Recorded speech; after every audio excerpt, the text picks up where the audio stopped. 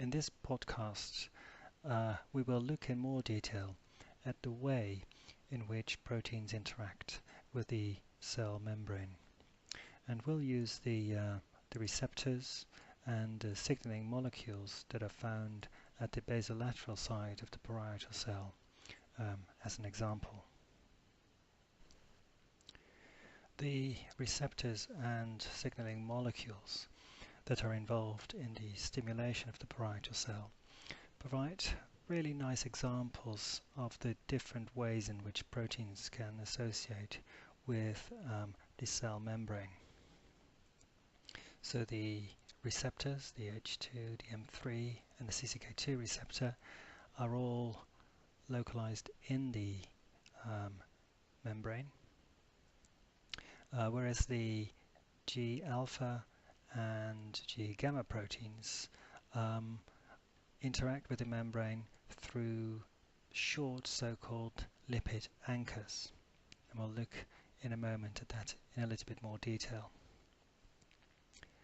And finally, the G beta protein here in blue provides an example of a protein that doesn't directly interact with the membrane, but is indirectly bound through another protein to the membrane.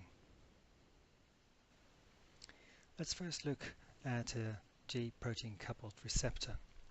So this is an example of an integral membrane protein, also known as a transmembrane protein. So G protein coupled receptors are characterized by the presence of 7 transmembrane alpha helices that traverse the lipid bilayer. So the presence of transmembrane alpha helices is really typical for integral membrane proteins in human cells. So characteristic for integral membrane proteins is the presence of a portion of the protein facing the exterior of the cell, as well as a portion of the protein facing the interior of the cell. So these 7 transmembrane helices of a G protein coupled receptor would form a sort of barrel that contains a ligand binding site in the center. And upon binding of an activating ligand, a conformational change in the intracellular part would allow its association with G proteins. G protein coupled receptors can recognize a wide variety of ligands, which is illustrated to an extent by the receptors that are involved in the activation of the parietal cell. So the M3 muscarinic receptor as well as the H2 histamine receptor both recognize small molecules. Actually, in both cases, these molecules are ionized under the relevant pH. And that is interesting in the sense that these molecules do not have to cross the basolateral membrane in order to signal. By contrast, the CCK2 receptor recognizes a large molecule, which is the gastrin, which is a peptide hormone. This structure then illustrates how a G protein coupled receptor can bind to a ligand. So this is the actual structure of the M3 muscarinic receptor, and you can see the 7 transmembrane helices forming this barrel-like structure, with in the center of the barrel a binding pocket for the ligand, in this case tiotropium, which is a bronchodilator. We talk a lot about GPCR proteins for various reasons. First of all, G protein coupled receptors are very abundant. There are many similar GPCRs encoded by the human genome. In fact, it's one of the largest protein families. But from a pharmaceutical perspective, GPCRs are very important because they represent the largest class of drug targets.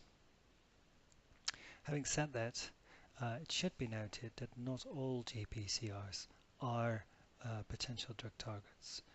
So, for instance, there are many olfactory receptors involved in the sense of smell and taste that are GPCRs, and those include about 450 to 500 of these proteins.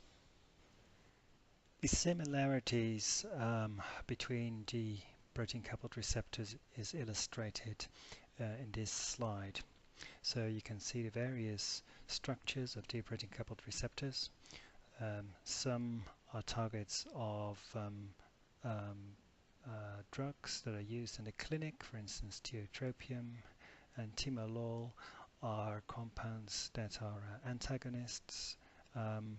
Caffeine and ergotamine are by contrast agonists that are used in the clinic, in this case to treat acute migraine. Eperoxo and eticapride are compounds that are used to characterize the function of these receptors. NOFQ is a G protein coupled receptor involved in the sensing of pain, which is recognizing a peptide ligand. And finally, I included the structure of rhodopsin, and this is an interesting GPCR. It's involved in vision. So its ligand, retinal, is light sensitive. So depending on light, it changes its conformation. So this is a G protein coupled receptor that is activated by light. Now, before I move on, I'd like to remind you that while G protein coupled receptors are very important, and while there are many G protein coupled receptors, there are different types of receptors as well. So, for instance, there are the receptor tyrosine kinase receptors, which are intracellular proteins, particularly important for cell proliferation and cell differentiation, which act through sequential phosphorylation events. There are nuclear receptors, which are intracellular receptors that mediate the effects of many lipophilic molecules, such as the hormones estrogen or testosterone, and they also mediate the effects of steroids, for instance. And finally, there are ion channels which can act as receptors, and we'll talk about that in the next podcast. So just recapping, so there are three different types in which membrane proteins can interact with membranes. So we talked quite extensively about the integral membrane proteins, such as the G protein coupled receptors, also known as transmembrane proteins. And then there are these lipid anchored proteins or accessory proteins, and the G proteins are examples of these. So let's have a look how these lipid anchors are attached to a protein. So lipid anchors are another example of post-translational modifications. So these lipid anchors are added after the polypeptide chain is formed. And there are three main types of lipid modifications. So first of all, there is N-myristorylation. So this is the addition of a myristorylyl group to the free N-terminus of the first amino acid. And for instance, the G-alpha protein is modified in this way. So this is a lipid anchor that is linked via an amide linkage. A second example of a lipid modification is S-palmitylation. So this is a lipid anchor attached to a cysteine residue that is located close to the N-terminus of a protein, and this is a thioester bond. And again, G-alpha proteins are examples of proteins that are modified in this way. And finally, an important lipid anchor modification is S-prenylation.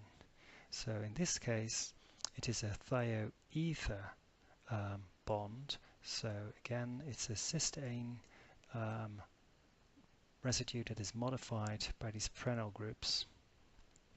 Now, prenylation is different compared to myristoylation and palmitoylation in that this modification occurs usually near the C-terminus, and it's a specific amino acid sequence that is recognized by the enzyme that carries out this modification. So it is a cysteine followed by two alanine residues and another amino acid that is recognized, and then the cysteine is modified by the prenyl groups. So the G-gamma protein is a type of protein that is modified in this way.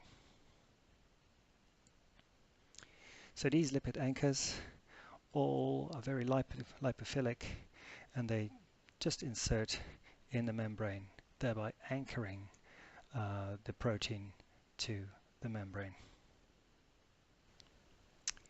So we've now seen several examples of membrane proteins. So again, there's the G protein coupled receptors, integral membrane proteins or transmembrane proteins, which have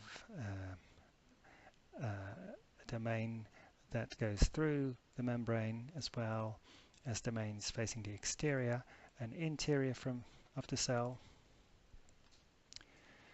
The second type of membrane proteins are exemplified by the G-alpha protein or the G-gamma protein in green, which are both proteins that are modified by lipid anchors, which are inserted into the cell membrane. And finally, there are proteins such as the G-beta protein in blue, which do not directly interact with the membrane, but are associated indirectly through binding membrane proteins.